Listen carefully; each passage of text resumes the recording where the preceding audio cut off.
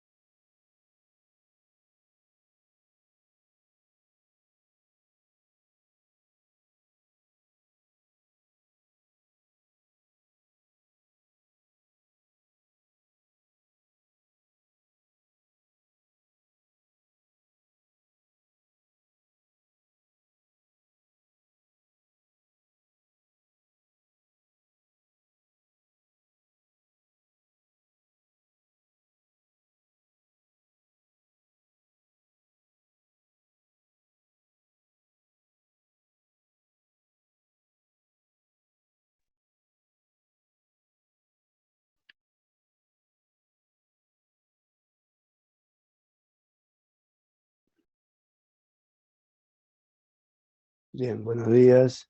¿Cómo están? Buen día, ¿bien y usted? Buenos días. Bien, todo bien por ahora. Prontos para empezar Bien. Buenas, profesor. esta hora 20 de responsabilidad civil.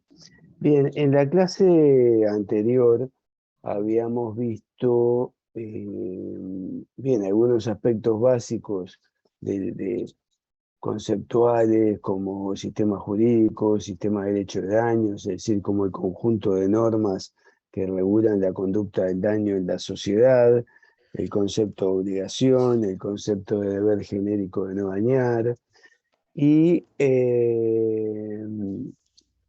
desarrollamos muy brevemente, una evolución de cómo se ha tratado a grandísimos rasgos el daño a través de la evolución histórica de la sociedad, de las sociedades humanas, y veíamos cómo de aquella venganza se pasó a la ley del talión, de la ley del talión a la responsabilidad personal con el físico, y luego una responsabilidad patrimonial.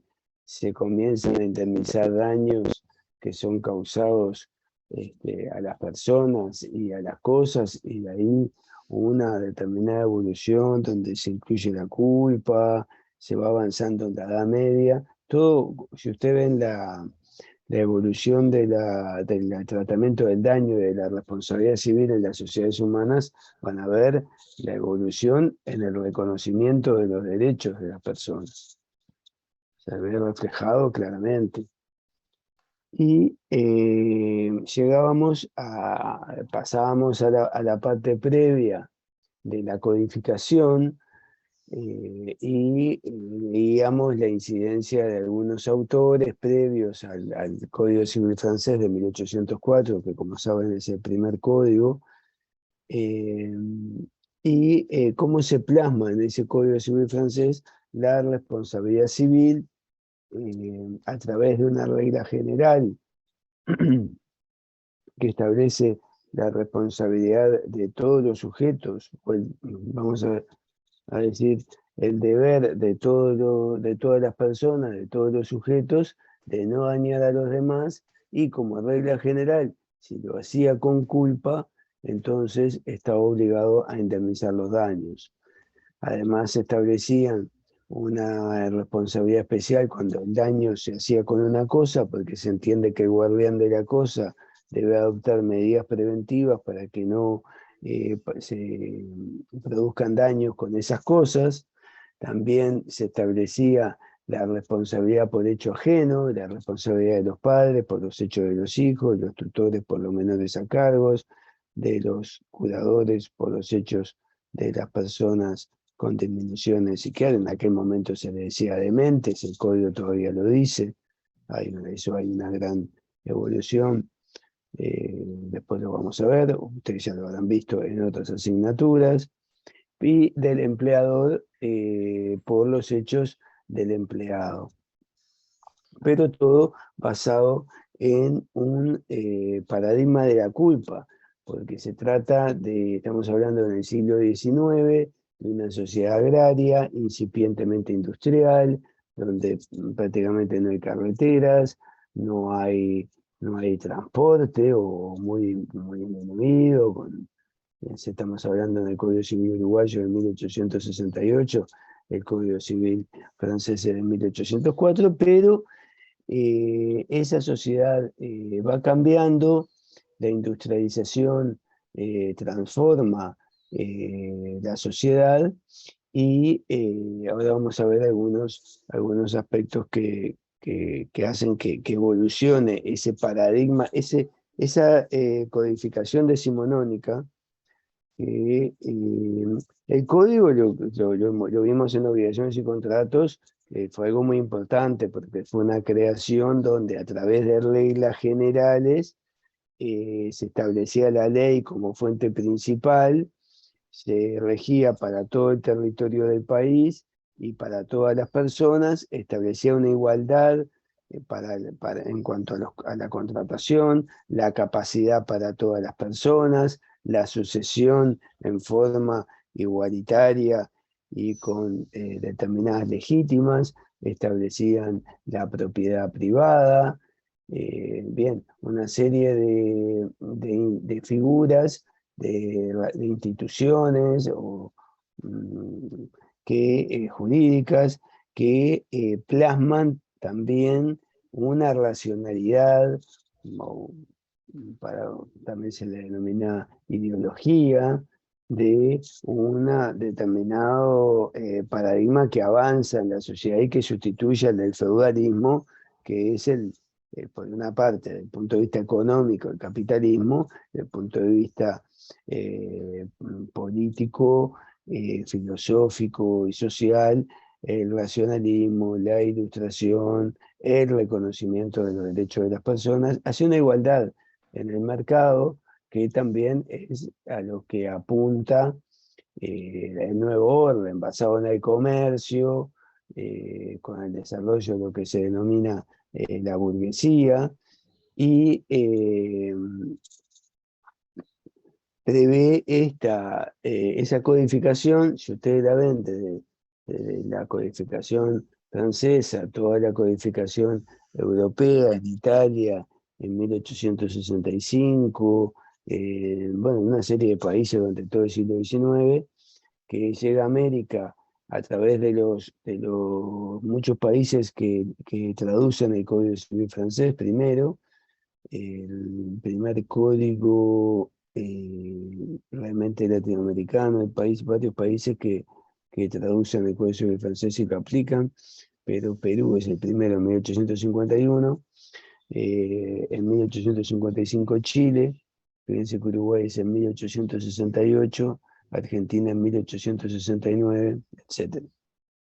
Entonces, en ese contexto, fíjense en el contexto de ordenamiento de una sociedad por ejemplo en Uruguaya, después de una guerra civil o durante, con muchos problemas sociales, el Código Civil viene a unificar, viene a establecer las relaciones civiles, reguladas a través de reglas generales establecidas para regular, con abstracción en general, regular todos los casos.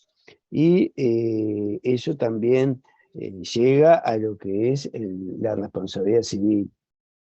Y se establece una responsabilidad civil que, si bien con reglas generales y abstractas, a través de artículos que van a regir a toda la sociedad, como ya lo mencionamos, los artículos principales de la responsabilidad civil extracontractual, como el 1319, que ya lo he comentado: todo hecho ilícito del hombre que causa a otro un daño impone a aquel por cuya culpa, doble o negligencia ha sucedido la obligación de repararla. Entonces, trae ese componente de la culpa, que ya venía como consolidado en lo que se podría decir la época anterior, basada en el derecho romano. Acuérdense que el derecho romano rigió en nuestro país hasta el Código Civil. Porque a veces, a mí me costó mucho tomar conciencia de eso. Recién en el doctorado, cuando hice una de las materias que me hicieron tomar, porque como uno tiene que tomar una de historia, además de las que había elegido.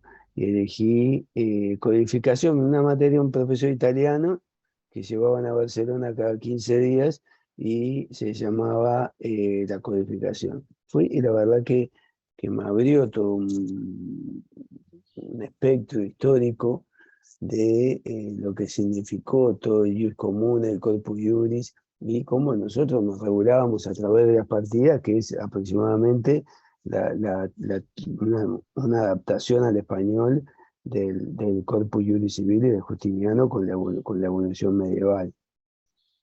Entonces, en ese contexto, la culpa es el eje de la responsabilidad civil. ¿Cómo se concibe a la responsabilidad civil? Como una sanción al culpable de causar un daño. Se sanciona al culpable de causar un daño con una obligación indemnizatoria.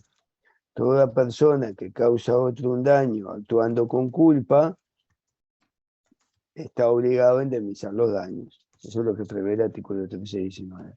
Y entonces, la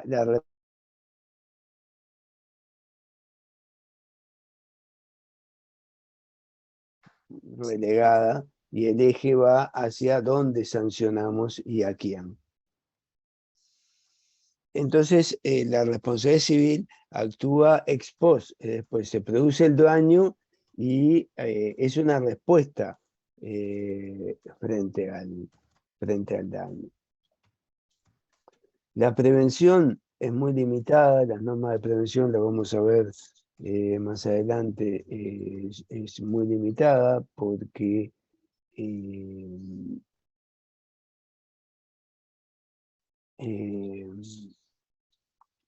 no se concebía como algo relevante en una sociedad donde en sí había una poca cantidad de daños. Después vamos a ver cómo es que aparece la multiplicación de los daños, pero en esas sociedades básicamente agrarias, donde no hay accidentes de tránsito, donde no hay accidentes de trabajo porque todavía no hay industria o muy incipiente,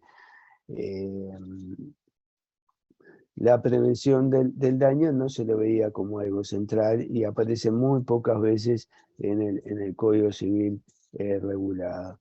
El daño se lo concibe muy restrictivamente. Después vamos a ver que depende del concepto también de daño que tengamos, también es la reparación del daño, ¿sí? Y la legitimación es muy restrictiva. Por ejemplo, si el hijo sufre un daño, que el padre sufre un daño porque el hijo sufre un daño, eso que hoy lo vemos como algo absolutamente normal, Eso forma parte de una evolución, eso no se aceptaba, ¿sí? Incluso hubo códigos como el argentino que lo limitaba, no podía pedir los padres, los hermanos y nadie más. Cosa que nosotros siempre hemos tenido en ese concepto un concepto amplio, a partir de que este paradigma que estoy señalando, que tienen ahí en la diapositiva, va evolucionando. ¿Cómo se exoneraban de responsabilidad civil un sujeto que había causado un daño? Demostrando la ausencia de culpa. Entonces, o el caso fortuito, pero el caso fortuito, que hoy lo vemos como un hecho imprevisible, irresistible, que ninguna fuerza humana puede vencer y fuera de control del sujeto que ha causado el daño, por una circunstancia que está ajena a su control, en aquel momento se identificaba caso fortuito con ausencia de culpa. Bastaba probar que había actuado sin culpa para que ya no respondiera. Era una eximente que comprendía todo, ¿sí? Vamos a ver en la evolución que en lo que es la responsabilidad sin culpa, ¿sí? Que se establece en muchos ámbitos del sistema de la responsabilidad civil y del sistema jurídico, podríamos decir, la exoneración principal de responsabilidad es a través del caso fortuito. Ocurrió el daño porque fue causado por un caso fortuito.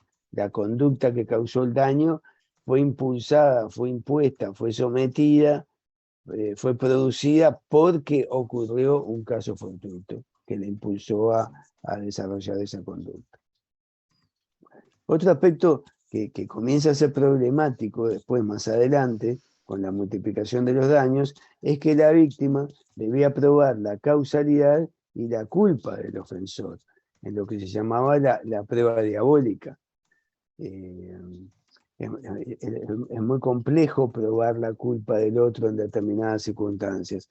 Por ejemplo, en un contrato de transporte o en un producto, por ejemplo, actualmente en un medicamento, vamos a decir. Probar la culpa del laboratorio que no actuó con la diligencia en el desarrollo del principio y en la elaboración del medicamento es imposible. Por supuesto que la regulación es objetiva. Si el medicamento causa daños, entonces va a responder el proveedor, que es el laboratorio, dentro del ámbito de la ley de relaciones de consumo.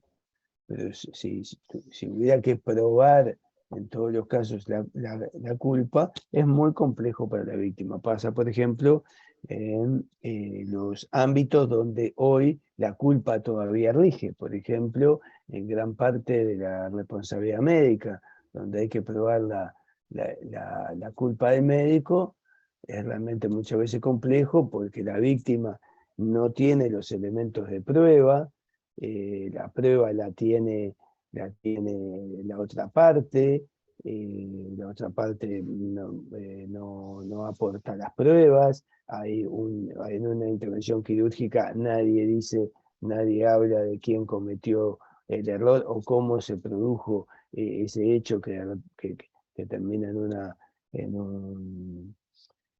en un daño para la víctima, más allá de lo que por supuesto es admitido en una intervención quirúrgica, ¿sí? Y otra característica de este paradigma de la culpa, cuando decimos paradigma me refiero a la racionalidad de las normas y a cómo es interpretada y a cómo es aplicada por la jurisprudencia también, ¿sí? No se consideran los bienes colectivos. Los bienes colectivos no están conceptualizados en ese momento histórico.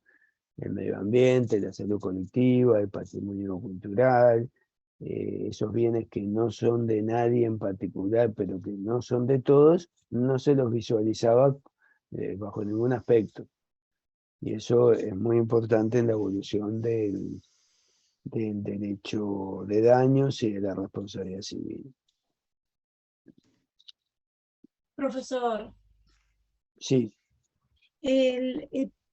¿por qué la prueba diabólica? Porque yo lo entendí el año pasado como que era la prueba diabólica, era el 666, referente a la posesión del bien. Pero ¿por qué acá hablamos de prueba diabólica?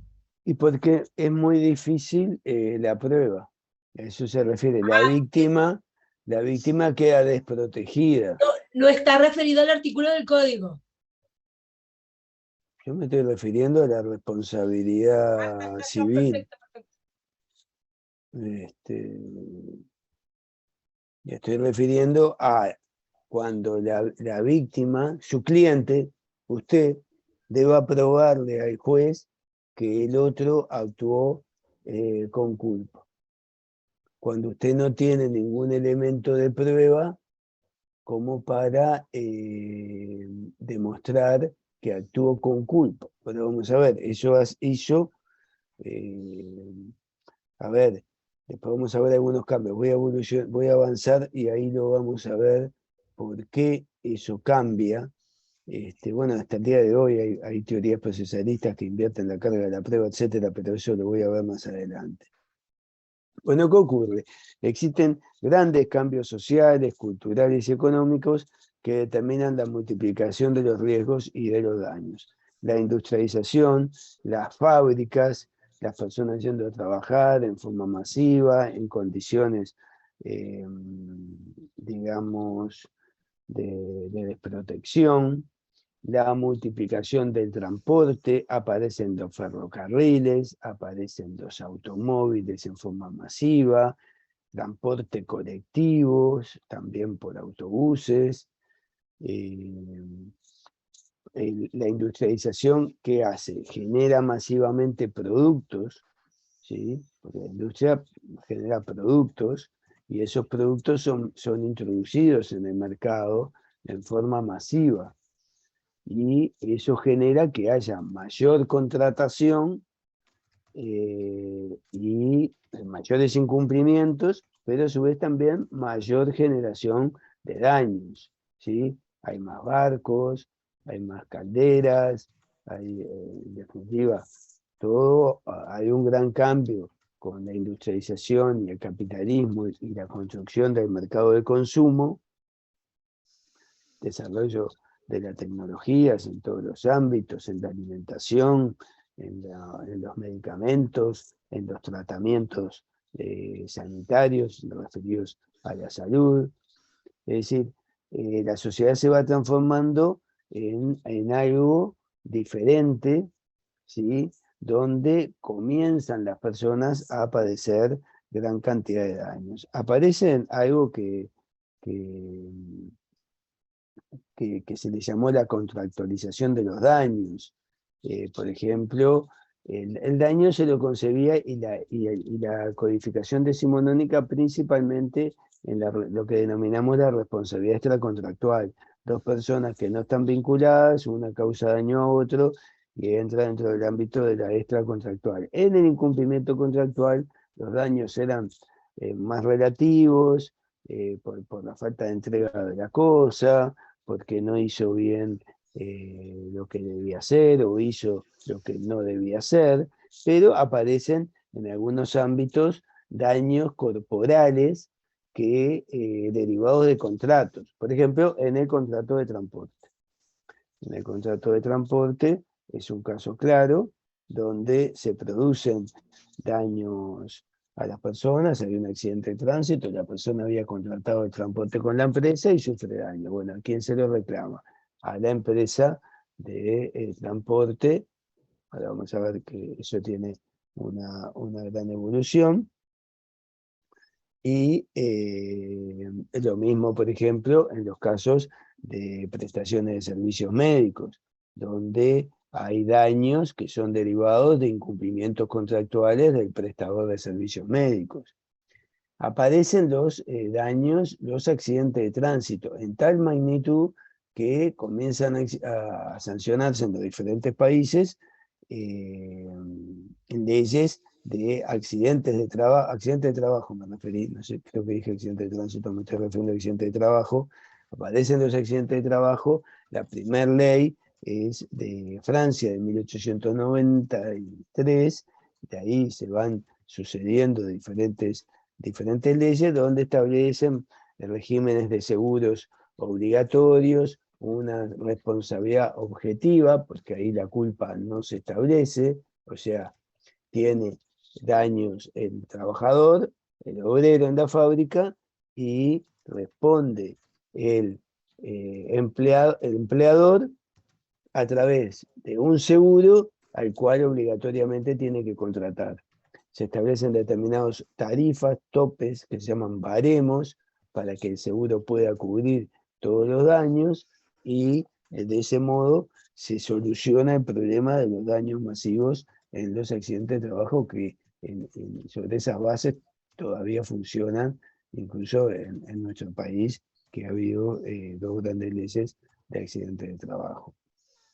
Pero hay, los daños se multiplican en todos los ámbitos y aparecen diferentes también posiciones en el ámbito de la responsabilidad contractual. La responsabilidad contractual es una construcción a partir de determinadas posiciones doctrinarias que comienzan a fines del siglo XIX, comienzo del siglo XX, con doctrina y con francesa, principalmente Pragnol en 1905, que dicen, bueno, todavía sobre el paradigma de la culpa es una, y entonces es para la responsabilidad civil extracontractual y para la responsabilidad civil contractual. Eso pasa después a considerarse, hay un hecho ilícito, de los hechos ilícitos, dañosos, o sea, causa daño a otro, sea que incumple el deber genérico de no dañar y daña a otro sin ninguna vinculación en el ámbito de la responsabilidad extracontractual, o el incumplimiento es un hecho ilícito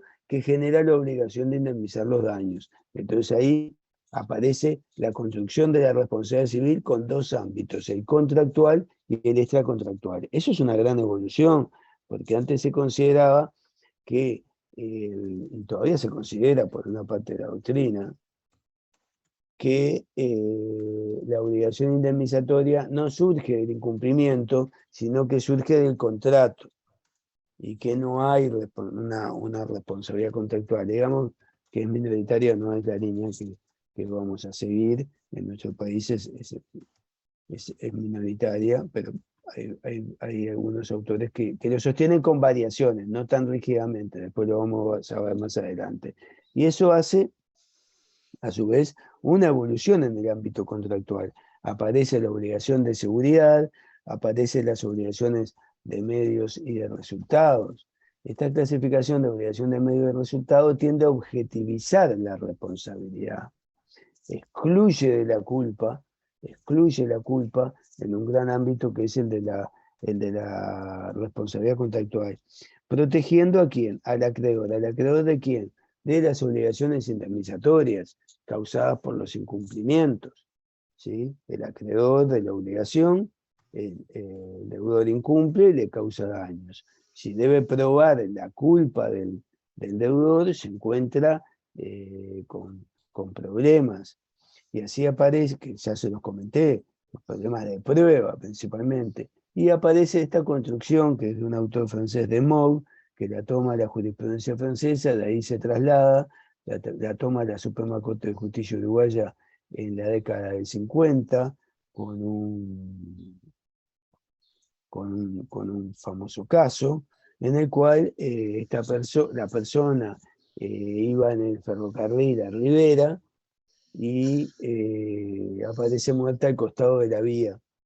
Entonces, ¿qué pasa? En las obligaciones de medio se cumplen actuando con la diligencia del buen padre de familia, con la diligencia del buen profesional, es decir, actuando sin culpa. En cambio, la obligación de resultados se dice, el deudor debe cumplir, se obliga a un resultado, cumplir la prestación. Y si no lo cumple, les pido que cierren el micrófono, si no lo cumple, entonces debe responder y solamente se puede exonerar por caso fortuito. La obligación de medios se exonera probando la ausencia de culpa, en la obligación de resultado se exonera solo por caso fortuito. Profe, En Sí. ese, Camaño le habla, ¿cómo está? Sí, En ese caso, usted está hablando de la responsabilidad civil médica. En ese caso, la no, responsabilidad yo estoy hablando ahora de obligaciones de medio de resultados y la ausencia de culpa y para va el... al transporte, Ahí está, el va con un transporte. ejemplo de transporte. Ahí está. Y en el caso del doctor, entonces podemos decir que la obligación es una obligación de medio y no de resultado. Déjenme avanzar un poquito, ahora les explico. Bien. Obligación de medio con la ausencia de culpa. Obligación de resultado, como se obligó a hacer resultado, solamente se exonera por caso fortuito y no se exonera por ausencia de culpa. Entonces, en este primer caso que se aplica las obligaciones de resultado, es una persona, que era el ejemplo en el que estaba desarrollando, y va en el tren a Rivera, en una época que había el tren, había tren. Yo viajé en tren a varios lados. Después, cuando vino la democracia, el primer presidente designó un presidente NAFE que lo primero que hizo fue cerrar el tren. Una cosa curiosa, si te designan para desarrollar un medio de transporte que tenés a cargo, eliminarlo. Pero bueno, son las curiosidades históricas de nuestro país. No tenemos transporte de pasajeros por tren. Entonces aparece muerto al costado de la vía.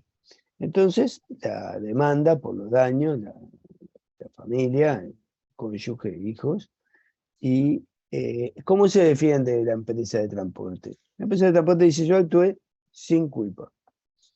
Estaban las ventanas cerradas, los controladores pasaban regularmente, iba a la velocidad adecuada, realicé todas las paradas, hubo servicios para cualquier tipo de emergencia sanitaria, yo actué sin culpa, la responsabilidad no es mía. Y entonces ahí aparece la Suprema Corte de Justicia tomando toda una línea internacional, porque como les dije, esto en el derecho de daños es muy similar y se van a manejar, con este curso se manejan en cualquier sistema jurídico, o las bases de cualquier sistema jurídico, digamos que son similares.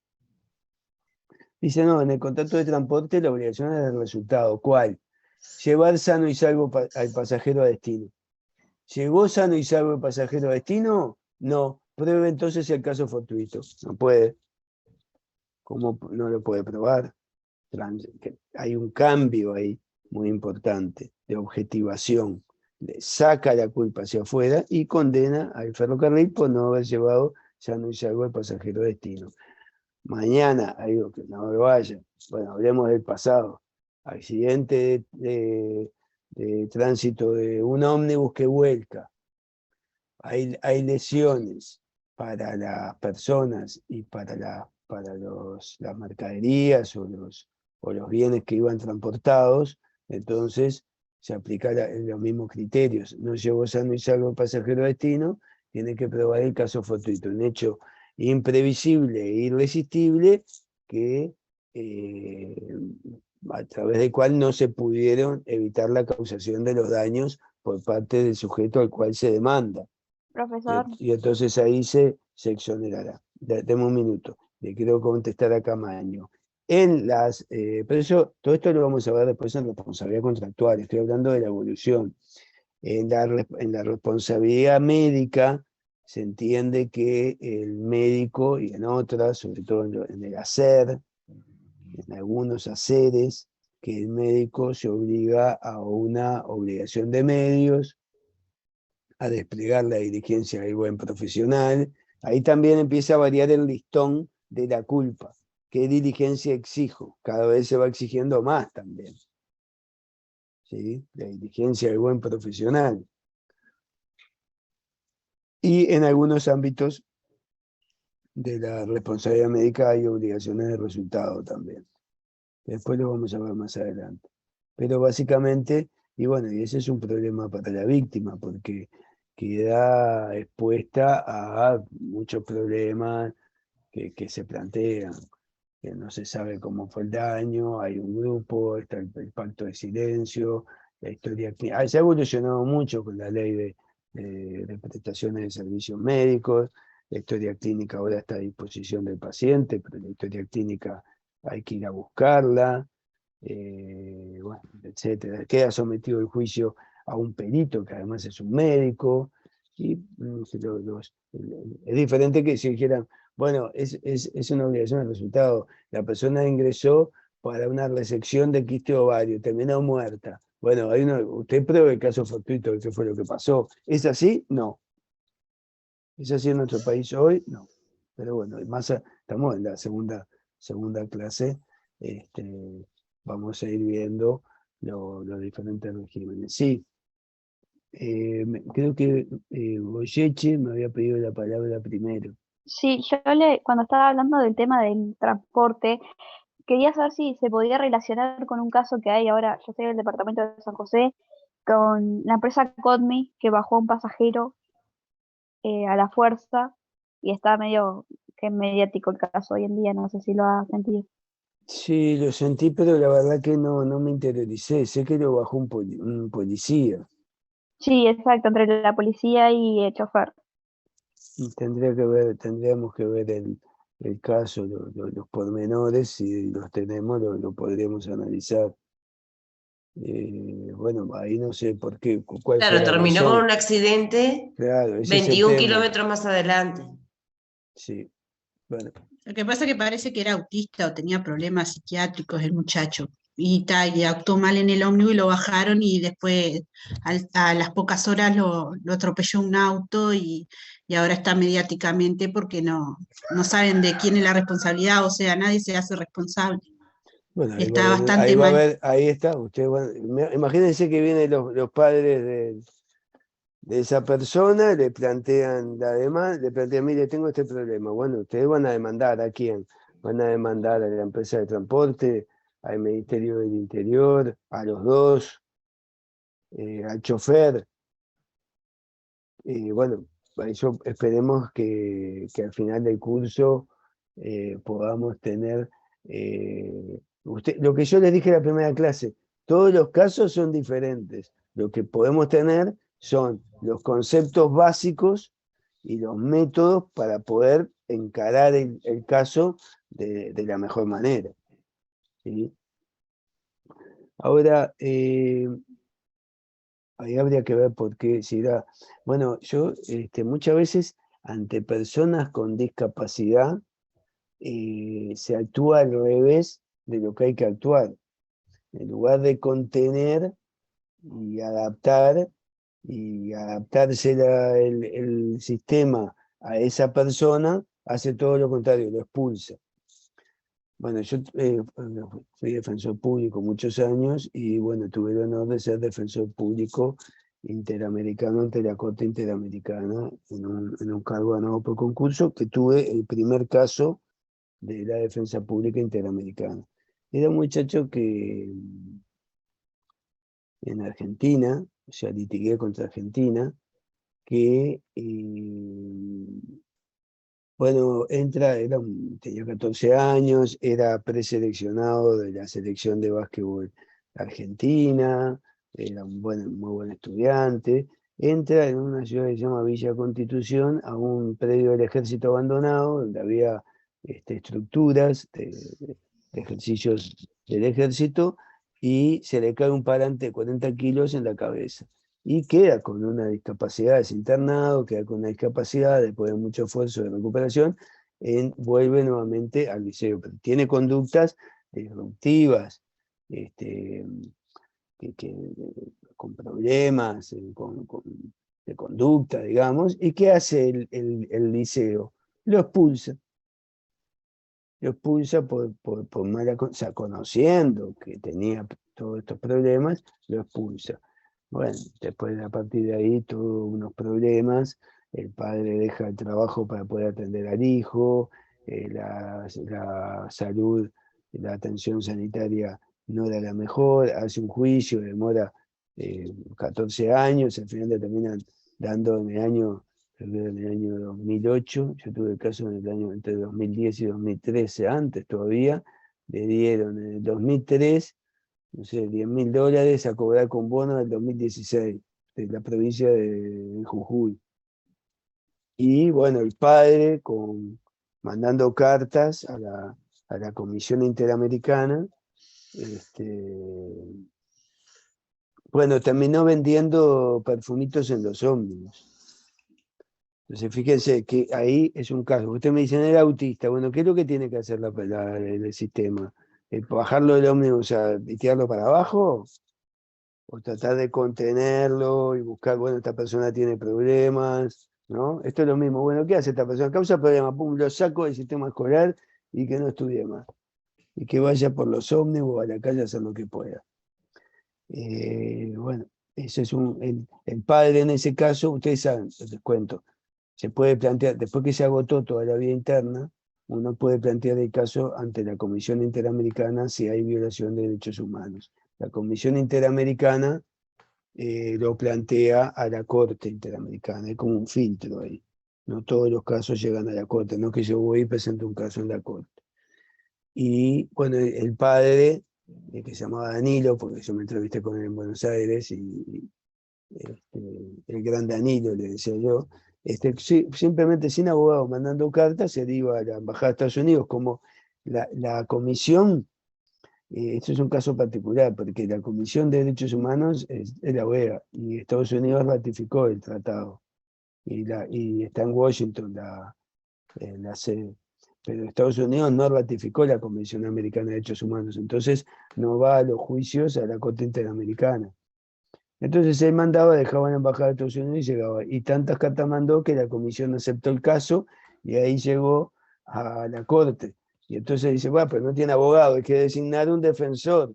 Y ahí se creó la defensa pública interamericana, como acá hay defensores públicos. Bueno, eso ahí tienen. Después vamos a seguir hablando de algunos aspectos. ¿Y en qué terminó, profesor, ese caso? Y ese caso condenaron a Argentina, no solamente lo condenaron a indemnizaciones. Bueno, ahí la Corte Interamericana tiene diferentes medidas. Las medidas de restitución, indemnizatorias, que se indemnizó a Sebastián Furlan, se llama, si quieren lo pueden googlear, Sebastián Furlan versus Argentina, Sebastián Furlan y familiares. O si no entran a la página de la Corte, tienen la sentencia, seguro les sale en Google, aparte fue muy comentada la sentencia, porque fue un caso donde la Corte se expidió sobre el tema de discapacidad. Entonces, bueno, aplican también medidas que se llaman, serían unas medidas satisfactivas, es decir, se establece el tratamiento, se le impone, no solamente como la responsabilidad civil tan estrecha de los derechos internos. Ahí le dicen, bueno, Estado argentino, usted ahora tiene que darle un tratamiento integral, además del dinero. Y además hay algo que también sanciona la Corte Interamericana dentro del paradigma de protección a la víctima, que es lo que estoy explicando, estos ejemplos me vienen bien, que se llaman garantías de no repetición. Además de decirle, mire, usted es responsable, además voy a tratar de prevenir los daños futuros. E incluyó en los programas de educación primaria y secundaria contenidos en varias asignaturas respecto a las personas discapacitadas. ¿Sí? Que ese creo que fue el gran triunfo del litigio. Entre otros aspectos del juicio que por esos motivos fueron muy considerados. Ahí fíjese la importancia del derecho. Ahí en la Corte Interamericana, si yo le pregunto a una persona, ¿qué hace la Corte Interamericana? Falla sobre derechos humanos, derecho penal, no tiene mucha tortura, desapariciones, pero en realidad son juicios de daños, son juicios de reparación de daños. Ahí fuimos 25 defensores de diferentes países, que yo era el único uruguayo, y bueno, ahí empecé un curso de capacitación. Entonces preguntaba, bueno, ¿cuántos tipos de daños hay? Eran 24 penalistas y yo, o 23 penalistas, una persona dedicada a derechos humanos. ¿Cómo es el daño al proyecto de vida? ¿Usted sabe algo del proyecto? Levantaba la mano y decía, sí, también el proyecto de vida, fue creado por el profesor Perón Fernando Cesareo, bueno, y la reparación del daño, ¿cómo se puede dar? Bueno, era mi tema. Entonces creo que por eso me asignaron la primera defensa, que ha seguido funcionando. Ha habido otros defensores públicos interamericanos de nuestro país que trabajan muy bien. Yo después de ese caso me retiré, la verdad que muy desgastante, muy estresante.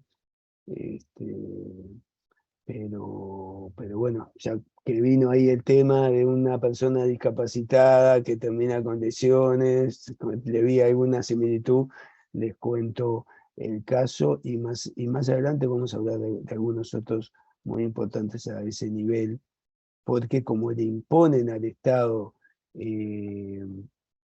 la Corte Interamericana le impone al Estado y el Estado cumple, se han dado diferentes casos, bueno, el caso Hellman, ¿sí? El caso de los ahorristas de Banco Montevideo, que en diferentes juicios fueron fallando a favor del Banco Central y del Estado, pero la Corte Interamericana le obligó a devolver el dinero de los ahorristas que habían sido defraudados. Bien,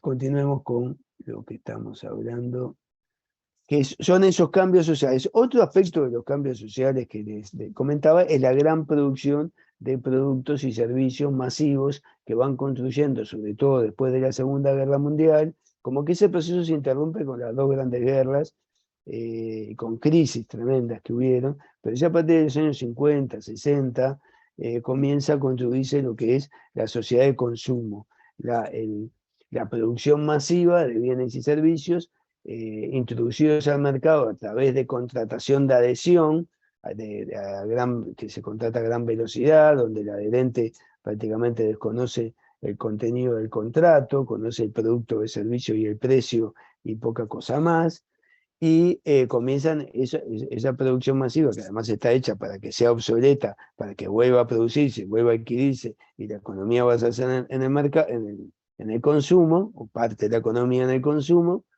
Entonces también multiplica los riesgos de daños, y se comienzan a multiplicar los daños por problemas en el automóvil que compré, rompe la barra de dirección, el calefón explota, el medicamento tiene causas colaterales, las vacunas estaban en mal estado, los alimentos tenían salmonelosis, etcétera, etcétera, etcétera. Y entonces, es que no estoy viendo el chat. Si alguien quiere participar. Profe, no se preocupe que estamos hablando del tema del muchacho que pasó en el bus, de quién era la responsabilidad, así de la empresa, del policía, así que tranquilo. Pero a ver, hay un tema, porque yo he estado en muchos casos mediáticos, que la realidad es totalmente diferente de lo que pasa. Hasta que uno no ve el caso, la demanda y lo que dice la otra parte, uno no tiene una conceptualización real de lo que sucedió. Eso es así. ¿Alguien había levantado la mano? Sí.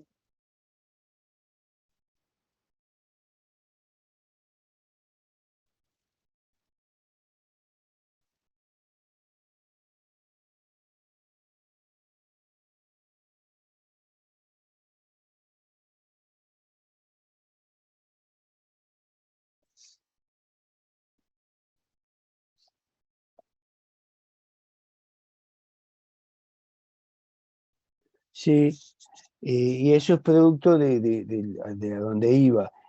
Toda esa multiplicación de los daños va generando una regulación específica en el ámbito del consumo, que comienza en Estados Unidos, que se lo comenté, con grandes casos que se van produciendo, la señora Scola, el caso Scola, donde la botella de Coca-Cola explota la tapa y la persona pierde una vista. El caso de una persona con un taladro donde tenía unos sujetadores, también venía el kit con unos sujetadores para contener, por ejemplo, la madera, si la iba, también tenía para una sierra, el dispositivo. Bueno, sale un tornillo de esos, se le clava en la frente a la persona que lo había adquirido, previamente, ya en la época del incipiente de los automóviles, en un caso donde se rompe una rueda y hay un gran accidente. Entonces la jurisprudencia norteamericana comienza a establecer una responsabilidad objetiva. Usted introdujo el producto en el mercado, ¿sí? Si usted introdujo el producto en el mercado, entonces, y va a obtener beneficios de ese producto, entonces, si ese producto o servicio causa daños, entonces responde. Se podrá accionar por caso fortuito, pero la culpa no es considerada. Y esa responsabilidad que se llama objetiva, ¿sí? Es trasladada a la directiva europea, las directivas europeas, y ahí a otras leyes del consumidor, y nuestra ley del consumidor también tiene el artículo 34, que establece una responsabilidad objetiva por productos y servicios defectuosos. Entonces, lo que decía el compañero, la empresa comienza a tomar medidas, por ejemplo, seguros, o lo incluye en el precio, que castiga el precio, dice hace un promedio de todas las indemnizaciones que hace en el año, ¿sí? Y hace una previsión en el costo que están contemplados, o también asume seguros para, en el caso que cause daños, pueda solventar esas indemnizaciones. Y en muchos ámbitos de grandes riesgos se establecen seguros obligatorios para indemnización de las víctimas, como en el transporte. Entonces, también, y entonces se va cambiando ese paradigma de la culpa, de la sanción al culpable tan limitado, y se va poniendo el eje en la protección a la víctima. Y entonces comienza a desarrollarse también lo que es la prevención del daño, la adopción de medidas preventivas, la información como medida preventiva, la información de los riesgos como medida preventiva de los daños. En los productos y servicios tiene que haber información de los riesgos de daños. Si no está correctamente informado, entonces se entiende que es un producto defectuoso y se aplica la responsabilidad objetiva prevista en el artículo 34 de la Ley de Defensa del Consumidor, que por supuesto vamos a ver más adelante. Por ejemplo, casos en Uruguay, el piojicida Piojizar, era un producto, que me recuerdo perfectamente, se le aplicaba a los niños que tenían liendres en la escuela, etcétera, etcétera, ¿no? Entonces, ¿qué pasa? El producto no informaba que era inflamable, decía que no se aplicara fuera del cuero cabelludo de la persona. Y hay un corte de luz, la madre le está aplicando a la niña, hay un corte de luz, viene con una vela y se prende fuego. Entonces, bueno, hay un defecto del producto. Además del defecto del producto en sí, que es inflamable, no fue informado, no estaba informado. Y bueno, finalmente se sacó el producto del mercado, porque también ahí actúa el Ministerio de Salud Pública, pero responde objetivamente al laboratorio. En el caso de Roucutan, que creo que se lo mencioné también, es un caso donde también hay un riesgo que no está informado en el prospecto. El prospecto es algo central, ¿sí? Si está informado en el prospecto, no hubiera, o sea, ahí producía una displasia medular y no estaba informado. Y el laboratorio sabía, había en varios países muchísimos casos, había muchas demandas, ¿sí? ¿Qué pasa? Que, bueno, todo esto comienza en Estados Unidos con un caso contra la Johnson, en el cual el aceite para niños, una niña de 3 años toma el aceite bebé de Johnson, y esto me estoy hablando de un caso de 1990 en la costa de California, y sufre apoxia, queda en estado vegetativo. El laboratorio se defendía diciendo que decía, manténgase fuera del alcance de los niños. Y la Corte le exigió, no, eso no es una información correcta. Tiene que decir qué daño, qué riesgo de daño específicamente establece. Entonces, después de la condena, cambió, decía, manténgase fuera del alcance de los niños porque la ingesta o inhalación puede producir la muerte o lesiones gravísimas. ¿Qué es lo que pasa? El producto se deja de vender. Y entonces, ¿qué hizo? Cambió la fórmula. Cambió la fórmula y es un caso típico de responsabilidad objetiva, donde al estar establecida la responsabilidad objetiva, basta el daño causado solamente se exonera por caso fortuito. Fíjese si tuviera que probar la culpa la víctima, a ver si actuó con diligencia o no actuó con diligencia, no tiene ni siquiera la información. Sí, Ferreira. Buenos días, profesor. Buen día. Y en este caso me entra la duda, por hacer un uso incorrecto del producto, ¿no podría haber alegado eso? Porque el aceite no era para tomar. No sé, pregunto. Pero el riesgo de daño pero lo hizo una niña de 3 años y no estaba informado.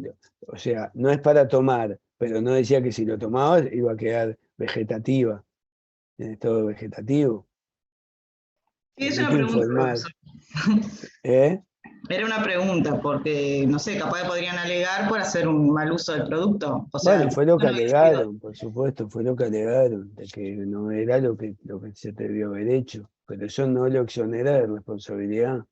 Es diferente si, por ejemplo, hay una garrafa y se pone a maniobrarlo con un encendedor a ver qué es lo que pasa, sí, entonces explota, porque ahí sí hay caso fortuito porque hay hecho de la víctima, pero en ese caso hay claramente un defecto de producto que es que no fue informado de los daños que ocasionaba. Puede haber una situación de cocausalidad que vamos a ver cuando veamos causalidad, que es cuando hay una parte de causalidad de la víctima y una parte de causalidad del victimario. Y ahí se pueden repartir la responsabilidad. No es ese caso precisamente, pero en otros sí. En otros sí. Puede ser que esté cruzando mal la calle y en el lugar que no es en la esquina, pero el otro venga a 150 kilómetros por hora. Entonces, hay de los dos aspectos, ¿sí? Después más adelante lo vamos a ver. ¿Alguien más había levantado la mano? Yo, profesora, o sea que en realidad la mayoría de las etiquetas dice que no se debe ingerir o no se puede ingerir, o sea, ese no es una excusa, entonces no sirve como fundamento ni como defensa. Es No, una bueno, precaución, eso podría ser. Después vamos a ver en consumo. Están las instrucciones y las advertencias. Los denominados warnings, la advertencia. Realmente van en recuadros y se advierten resaltadamente. Podría ser que no es para tomar. Ahí decía, manténgase fuera de alcance de los niños. Pero eso no era suficiente información. La información tiene que ser más profunda. Y esa sentencia es una etapa. Y después hay otras, que después vamos a ver. Después vamos a ver más adelante. Sí, Teixeira. Buen día, profesor. Buen día. Yo no quiero, o sea, no me voy a basar en este caso concreto que están hablando los compañeros, pero vamos a suponer en otra situación determinada, que por ejemplo, obviamente ocurrió un daño, pero esa persona me está actuando con fraude, porque digo, también digo, tengo que probar, la empresa puede probar, por más que tenga seguro, digo, situaciones determinadas, quiero decir que no se me ocurre ahora en el momento, pero digo, ¿también se puede dar esas situaciones o no? Pregunto. Se pueden dar todas las situaciones, la realidad es infinita, como ya se lo mencioné, pero ¿fraude en qué sentido? Por ejemplo, que ocurrió el daño, sí, pero no en ese lugar determinado o en esa situación para poder tener una indemnización. Bueno, y entonces tendrá usted la defensa para probar que no es cierto lo que el demandante está diciendo, porque ahí está hablando de hechos. que esos hechos no ocurrieron de esa manera o no responde por determinados aspectos. Cuidado, nosotros estamos dando, vamos a dar después todos los elementos, todos los ámbitos de responsabilidad y ustedes lo van a hacer para ser actores en el juicio, demandantes, y también para ser demandados y establecer las defensas correspondientes. Porque si el daño no ocurrió o no fue causado por el demandado, o el demandado habiendo un factor de atribución culpa actuó sin culpa, o en una responsabilidad objetiva actuó porque hubo un caso fortuito que lo impulsó, o las razones que hubieran de la defensa, bueno, o le demanda por responsabilidad contractual, y el otro dice que hay incumplimiento, usted dice que no, que incumplió el otro, establecerá la defensa respectiva, por supuesto, ¿sí?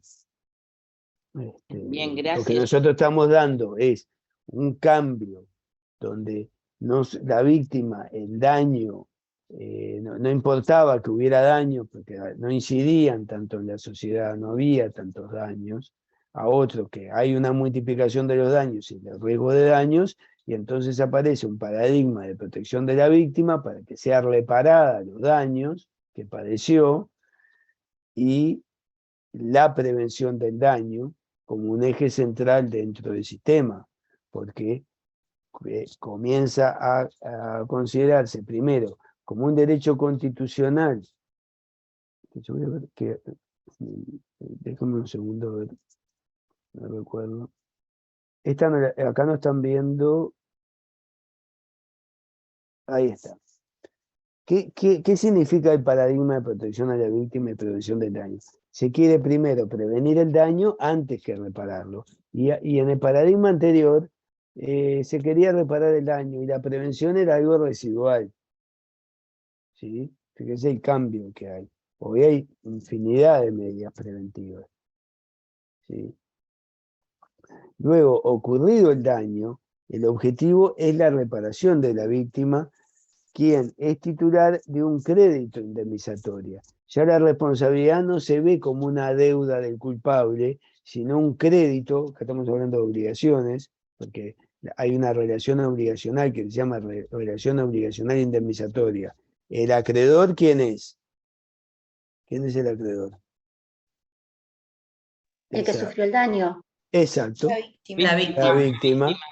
Y el deudor es el que causó el daño y en su caso, quien, de acuerdo con la ley, responde también con él, o responde en garantía. ¿Sí? Entonces, se visualiza a la responsabilidad civil como un crédito de la víctima frente a una deuda del victimario, del sujeto responsable, como le llamamos, pero el eje no está solamente en la deuda, está también en el crédito, y que esa víctima pueda obtener la reparación y no quede sujeta a determinadas circunstancias, por ejemplo, una prueba imposible, o aún probando o siendo muy clara la responsabilidad civil de quien causó el daño, sea insolvente, que por eso existen algunos, en los grandes ámbitos de causantes de daño, por ejemplo, accidentes de tránsito, si usted ve, yo veo un portal ya de hace unos años veo un solo portal de noticias, no veo ningún otro, porque me parecen más serios, y siempre aparecen muertos por accidente de tránsito, lesionados por accidente de tránsito. Realmente, será que yo tengo la cabeza pensada en el tema de los daños y la responsabilidad civil, pero realmente es impresionante. Entonces, como dependía de cuánto dinero tuviera el que causaba el daño para que la víctima se reparara, como en todos los países, decía, acá también se estableció un seguro obligatorio de responsabilidad civil. Después lo vamos a ver, va más allá todavía de eso, y para que se puedan indemnizar, por lo menos básicamente, los daños de la víctima.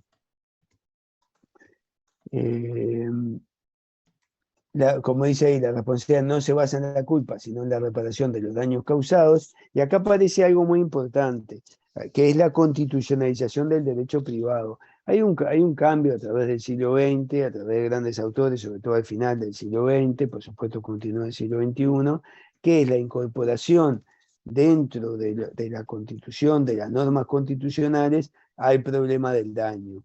Y entonces se ve a la prevención y a la reparación del daño como derechos constitucionales que ingresan en nuestro país a través de los artículos 7, 72 y 332, que son una puerta abierta a derechos que, si bien no están consagrados expresamente, sí, por tener rango constitucional, ingresan a la Constitución a través de esas normas. ¿Las conocen? ¿Las vieron ya? Sí, profesor, es el bloque de constitucionalidad. Exactamente. El artículo 7: los habitantes de la República tienen derecho a ser protegidos en el goce de su vida, honor, libertad, seguridad, trabajo y propiedad. Nadie puede ser privado de estos derechos sino conforme a las leyes que establecieran por razones de interés general. El artículo 72, disculpen que lo lea, pero nunca viene mal. La enumeración de derechos, deberes y garantías hecha por la Constitución no excluye los otros que son inherentes a la personalidad humana o se derivan de la forma republicana de gobierno. Entonces se entiende que forma parte de los derechos inherentes a la personalidad humana no ser dañado y tener derecho a la indemnidad, es decir, a no ser dañado, y si es dañado, a que le reparen los daños. ¿Sí? Y el artículo 332, que no exige que haya una ley para una reglamentación para aplicar esos artículos, que es algo muy importante. Los preceptos de la presente Constitución, que reconocen derechos a los individuos, así como los que atribuyen facultades e imponen deberes a las autoridades públicas, no dejarán de aplicarse por falta de reglamentación respectiva, sino que ésta será suplida recurriendo a los fundamentos de leyes análogas a los principios generales de derecho y a las doctrinas generalmente admitidas. Bien, y a partir de ahí hay porque si tengo rango constitucional, bueno, ya el problema se lo ve desde otra visualización. Y otro aspecto que aparece es el de los bienes colectivos. Comienza a construirse la conceptualización de bienes colectivos, principalmente con el problema del medio ambiente. A partir de la década del 70 y 80, comienza a verse que esa industrialización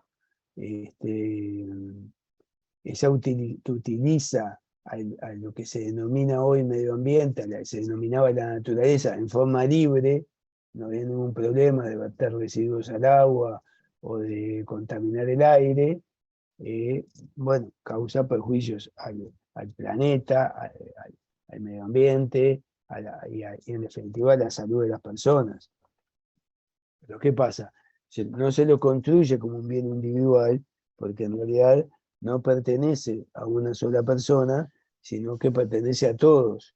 Y eso hace que se genere todo un cambio de racionalidad, se establezca la consideración de las generaciones futuras, algo que no existía, el hecho que las indemnizaciones se vuelquen a fondos de indemnización o de protección del medio ambiente, bien, y da paso a otros, y por supuesto la prevención del daño al medio ambiente como un eje central, que después vamos a ver, da paso a otro principio que es el principio de precaución que es muy relevante. Bueno, y acá ya voy a entrar a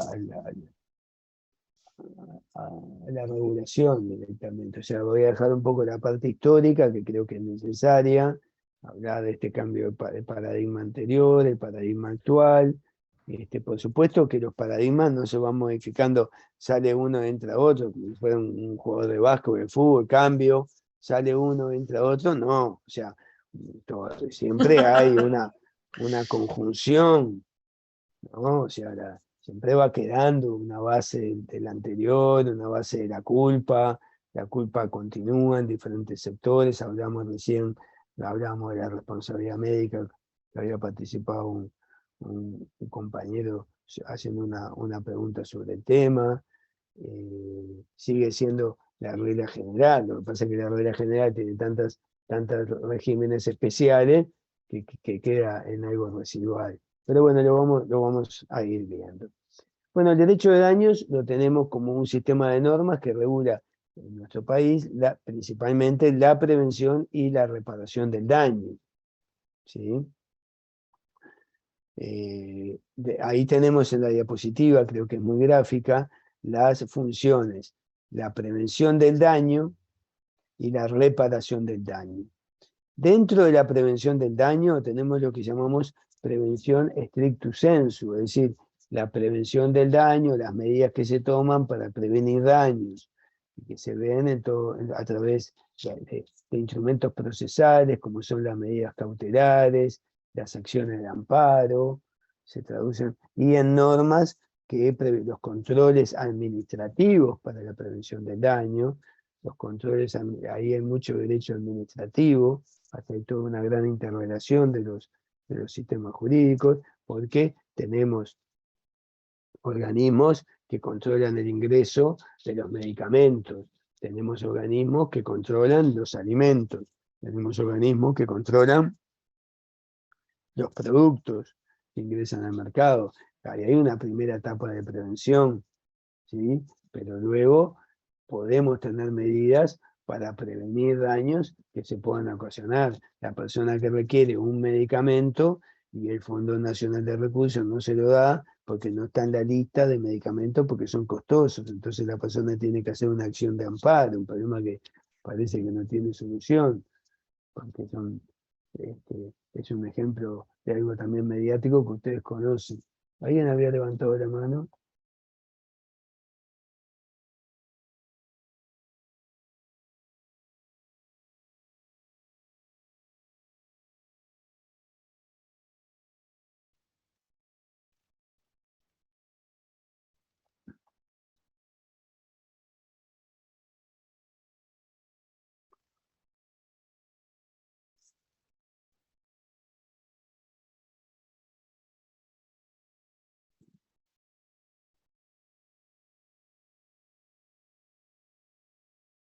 Sí, es correcto. Bueno, precisamente como- en el contrato, porque ahí ya entramos en otro elemento, pero que ya también lo vieron en el curso pasado, de obligaciones y contratos. En el contrato, cuando voy a celebrar el contrato, yo tengo que considerar los riesgos de daños, al punto tal que si hay incumplimiento, solo puedo reclamar los daños previsibles al momento del contrato. ¿Y cuál es el fundamento de esa norma? De que las partes, al momento de celebrar el contrato, tienen que medir los riesgos de incumplimiento de la otra parte, los daños que puede sufrir, porque los va a volcar en el precio. ¿Sí? Entonces ahí, y bueno, por supuesto las garantías, la cláusula penal, son todos elementos que previenen el resarcimiento de daños que puedan darse por el incumplimiento. También pueden plantearse medidas preventivas para que no haya incumplimientos, controles sobre lo que el autor debe hacer, etc. Sí, ¿alguien más quería decir algo? No, la precaución más bien está dirigida a las cosas como que no tienen por qué estar comprobadas científicamente que van a dañar, sino Ahora voy a ir a eso. Estaba en la prevención stricto sensu y hablé del amparo, etc. En la prevención tengo que probar que una determinada conducta causa un daño, que esa conducta se está desarrollando, se va a desarrollar, entonces le pido al juez que la inhiba, que una prohibición de no innovar, por ejemplo, una medida cautelar de que tal actividad no se realice, ¿sí? Porque puede causar daños. Prohíbo que este medicamento puede causar daños, me presento ante el juez con prueba científica y entonces pido que no se realice. Esta actividad está contaminando, estoy sufriendo daños, está científicamente comprobado y entonces pido la prevención del daño. En cambio, la precaución no es necesario que exista certeza científica absoluta sobre que produce daños. Voy a explicar esto. Esto nace ya voy a ir agarrando el código, porque voy a hablar de una ley, que es la Ley de Protección del Medio Ambiente. Este principio de precaución que realmente ha sacudido ya no a la responsabilidad civil, sino al derecho de daños, ese nace en las regulaciones internacionales del medio ambiente. Y se establece que en caso de riesgos de daños al medio ambiente, cuando hay peligro grave de daño al medio ambiente, no puede alegarse la falta de certeza científica absoluta para prevenir los daños. Entonces, ¿qué se requiere? Que una parte de la comunidad científica afirme que una determinada conducta produce daños para que esa conducta sea prohibida, inhibida o suspendida, lo que llaman las moratorias, hasta que la investigación científica se desarrolle de una manera que se pueda determinar si produce daños o no produce daños, ¿sí? Porque ha habido muchísimos casos que se decía que producían daño en la parte de la comunidad científica, no sé, como era minoritaria, no se adoptaban medidas preventivas, pero después resulta que sí, por ejemplo el amianto se utilizaba para todo, hasta para las cajas de leche, para el recubrimiento de los techos, etc. Una parte de la comunidad científica decía que era cancerígeno y al final, después de 40 años, se demuestra de que producía daño. Pero en el ámbito del medio ambiente se dice, bueno, es tan sensible el medio ambiente, porque sin medio ambiente no hay ningún derecho, no hay derecho a la vida, porque no se va a poder vivir, ¿no? Es como lo base, como la base de todo, que entonces, en ese caso, aun cuando no haya certeza científica absoluta, pero una parte de la comunidad científica afirme que producen daños, no es la falta de certeza científica absoluta, no es impedimento para tomar medidas preventivas, que sí lo es en el caso de lo que yo llamo prevención stricto sensu. Y eso que estaba establecido en múltiples instrumentos internacionales, principalmente en la Declaración de Río de 1992, fue adoptado por los derechos internos. Y lo tenemos adoptado en la Ley 17.283, no es porque sea el código que yo edité, pero tienen acá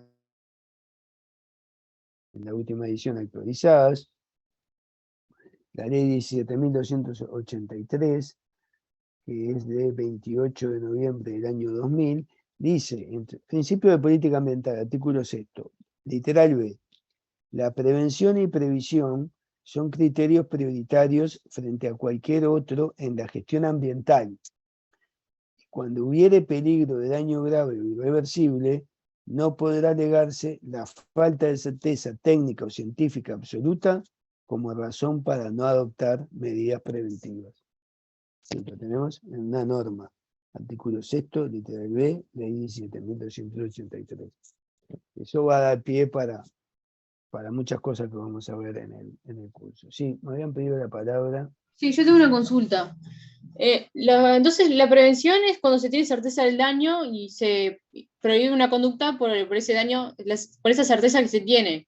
Una certeza científica. Ahí va. Sí. Y la precaución. En el caso de que... En la precaución hay certeza científica, pero no es absoluta, es relativa. Hay una parte de la comunidad científica que afirma que produce daño y otra que dice que no.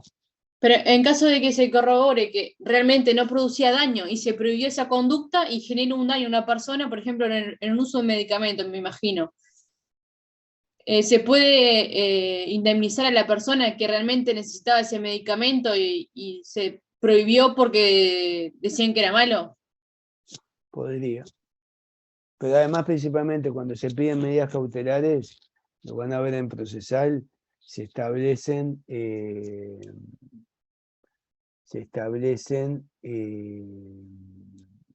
contracautelas. Es decir, tengo que garantizar que si yo prohíbo esa conducta finalmente no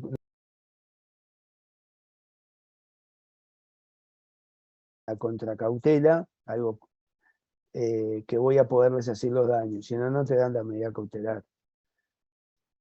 Es un tema sí más procesal, sí. pero pero cuando se aplican estas medidas, bueno, hay muchas variantes. Por ejemplo, la planta sobre el río, hay otras variables que pueden ser ambientales que vamos a ver. Algunos pidieron en su momento las medidas con respecto a la planta de Bodnia, y entonces, bueno, ahí hay otros factores. Tira 1 millón de litros de cloro por hora, creo, al río. ¿Eso es contaminación? Bueno, uno dice, no, el estándar es aceptable, el agua no. Bueno, y otros dicen, no, mirá, según una parte de la comunidad científica, sí sostiene que eso afecta, más con el transcurso del tiempo. La medida fue rechazada. Es decir, hay muchas variables en un juicio, y eso lo pedía un fiscal. Bien. ¿Alguien más había levantado la mano? Porque quiero terminar la diapositiva para Hola, terminar la profesor. clase. Buenos días. Sí, No, o buenos sea, días. en ese caso sería, por ejemplo, aquí en el Uruguay, algo que vemos es sobre la siembra de la soja, ¿verdad? Sí, pero ¿a dónde va con eso? No, el problema ahí muchas veces son los fertilizantes, los agrotóxicos que contaminan muchas veces el agua o establecen, ¿qué pasa? Lo transgénico, ¿para qué está? Para admitir mayor cantidad de fertilizantes. ¿Sí? Entonces, esa mayor cantidad de fertilizantes que permite el transgénico hace que a veces se produzcan excesos. Y la conocida, sí. Tenía fecha para ayer. Sí, ¿qué le pasó? El micrófono abierto. No sé, Estoy tengan en los micrófonos abiertos, por compromiso favor. pago. Sí. A ver, Ana Claudia González, creo que tenés el micrófono abierto. Sí. ¿Acuerdo voluntario o audiencia era? Acuerdo. ¿Y qué excusa le pusieron? Bueno, estos son los problemas de Ella sí ya sabía. a ver El si yo la apoderado. puedo silenciar. A ver si la veo. O sea, no está. Sí, no le pudo decir cuándo se sacó, clase, cuándo se le pasó la fecha. pero no la veo lo que pasa. Por eso es importante la cámara prendida, profe. No, bueno, yo veo los nombres. Tiene que ir a la parte de Igual tiene la cámara prendida, lo que está hablando. Podés poner silenciar a todos. Perdón, di la hora. Pero en No, por participantes, favor. ¿no? Bueno, parece que se cayó. Tiene el micrófono abierto, Ana Claudia.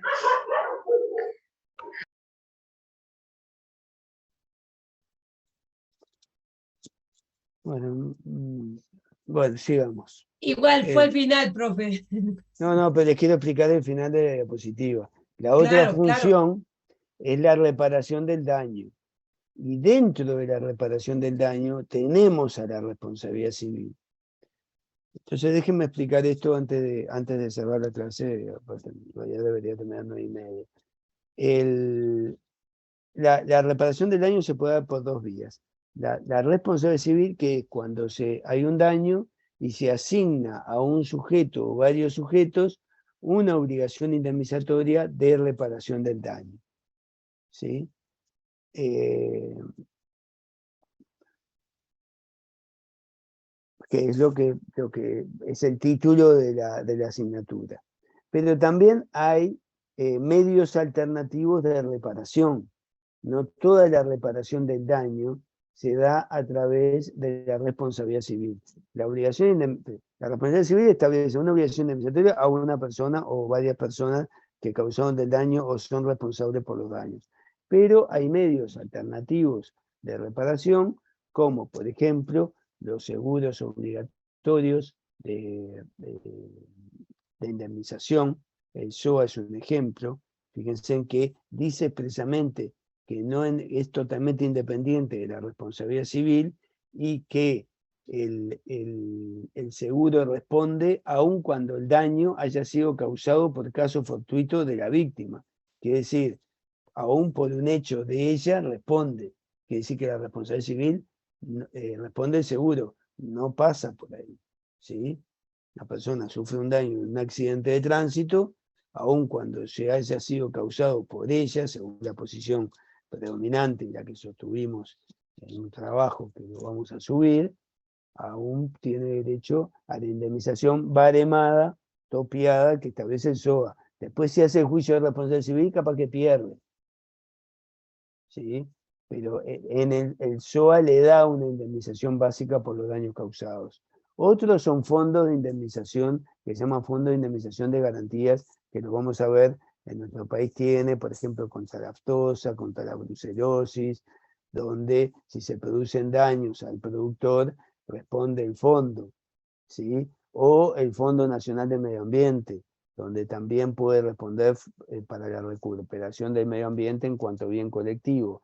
Y también prestaciones de seguridad social, por ejemplo, leyes que prevén la indemnización a las víctimas de violencia doméstica, a las víctimas de delitos graves como homicidio, rapiña con lesiones, escopamientos, donde se le presta un servicio de seguridad social, una pensión, que generalmente son bajas, pero son reparatorias, indemnizaciones de daños que se han causado. Las rentas en los accidentes de trabajo son indemnizatorias.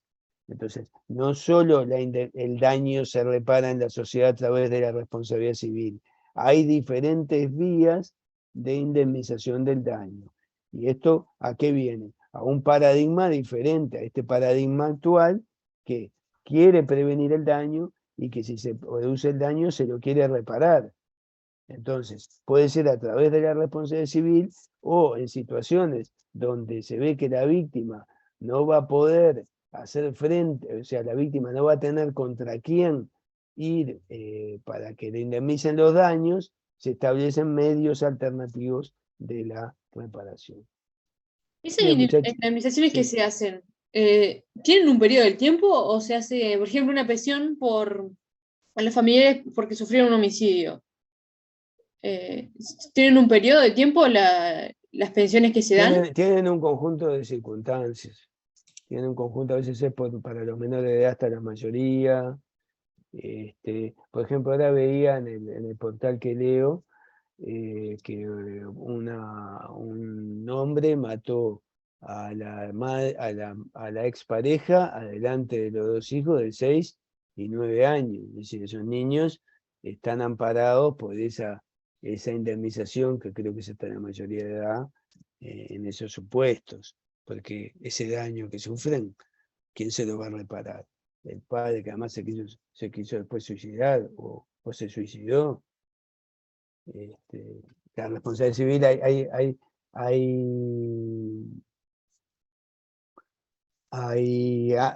hay ámbitos a los que no llega. Entonces, en esos casos, la sociedad, a través, o el legislador, los contempla, ¿sí? Y eso es lo que sucede. ¿Sí? Después lo vamos a ver en la clase siguiente porque vamos a ir específicamente a esos aspectos en estas clases, digamos que son básicas y generales para poder comprender todo lo que va a venir después de los elementos de la responsabilidad civil y los diferentes contractual, extracontractual y consumo, que es lo que vamos a ver. Bien, para la clase que viene vamos a seguir con la prevención, las diferentes normas de prevención, y luego ya en la reparación, la responsabilidad civil, los medios alternativos de reparación, y explicando los diferentes subsistemas de responsabilidad civil, y básicamente los diferentes elementos, y cómo se concatenan, se deben concatenar esos elementos para poder determinar que un sujeto es responsable, que en definitiva es el objetivo del curso. Yo aspiro a que cuando termine el curso, y ustedes vean, por ejemplo, un accidente de tránsito, haya algo, un daño, o de que fuera, se pregunten, ¿no? Pues lo habitual es, ¿de quién es la culpa? Y que ustedes se pregunten, ¿quién es el responsable? A partir de ahí es donde Profesor, esto sería para el miércoles, ¿no? Porque el lunes está el seminario. Sí, para la próxima clase, que sería el miércoles que viene entonces. Disculpe, profe, ¿tenemos que poner en el chat nombre y cédula para la asistencia? No, hacemos captura de pantalla. Ah, bárbaro, bárbaro. Gracias. Hacemos captura de pantalla y tenemos las listas y marcamos los que están presentes. O se va marcando durante la clase. Claro. Aparte, Zoom tiene el reporte, si busca el reporte de Zoom, tiene la asistencia cuando se incorporan cada persona, cada participante también. Sí, lo vamos viendo en la medida que se va tolerancias para la entrada y bueno, y la salida. Claro. Ahora hay 100 menos. Bueno, Cuesta muchachos, todo ahora el sí, mundo. son 9:30, tengo que terminar. Los Gracias, dejo, profe. nos vemos el miércoles, que pasen bien. Gracias, profesor. Qué bien. Luego, que Chao a pasen todos. bien.